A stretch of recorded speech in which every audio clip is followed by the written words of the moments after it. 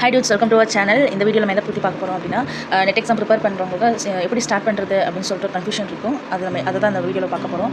First of all நீங்கள் net exam start பண்ண போகிறாங்கனாலே net எக்ஸாமில் எப்படி நம்ம கொஸ்டின் பேட்டர்ன் இருக்கும் அப்படின்னு சொல்லிட்டு நம்ம தெரிஞ்சிருக்கும். ஸோ மேலே நான் 4 புல்லட் பாயிண்ட்ஸ் கொடுத்துருக்கேன். எப்படி எக்ஸாம் நடக்க போகுது, கொஸ்டின் பேட்டர்ன் என்ன, ப்ளூ பிரிண்ட் எப்படி இருக்குது. ஸோ பேப்பர் 1 அப்படின்ற போது 15 கொஸ்டின்ஸ் வரும்.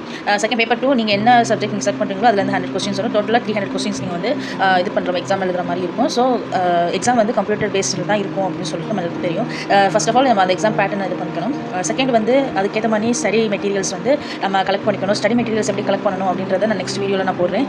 தேர்டு வந்து சிலபஸ் வந்து நம்ம இது பண்ணிக்கணும். சிலபஸ் நம்ம கலெக்ட் பண்ணி சிலபஸ் ஒரு தடவை கோத்ரூ பண்ணும்போது நம்மளுக்கு வந்து அது ஈஸியாக இருக்கும் படிக்கிறதுக்கு. ஸோ அதுக்கேற்ற மாதிரி நம்ம ஸ்டடி பிளானை நம்ம போட்டுக்கணும். எவ்வளோ நேரத்தில் படிக்கிறது அப்படின்னு சொல்லிட்டு. ஸோ நம்ம ஸ்டடி பிளான்ஸ், ஸ்டடி ட்ரிக்ஸ்லாம் நம்ம வர வீடியோவில் கண்டிப்பாக பார்க்கலாம். ஸோ இப்போதைக்கு வந்து நம்ம எப்படி எதெல்லாம் ஃபோக்கஸ் பண்ணலாம், எந்தெந்த ஏரியாஸ்லாம் ஃபோக்கஸ் பண்ணலாம் அப்படின்னு சொல்லிட்டு அதுக்கேற்ற மாதிரி டைம் டேபிள் போடுங்க. அதுக்கேற்ற மாதிரி ஸ்டடி பிளான் போடும்போது உங்களுக்கு படிக்கிறதுக்கு கொஞ்சம் வந்து என்ன செய்யும், ஈஸியாக இருக்கும்.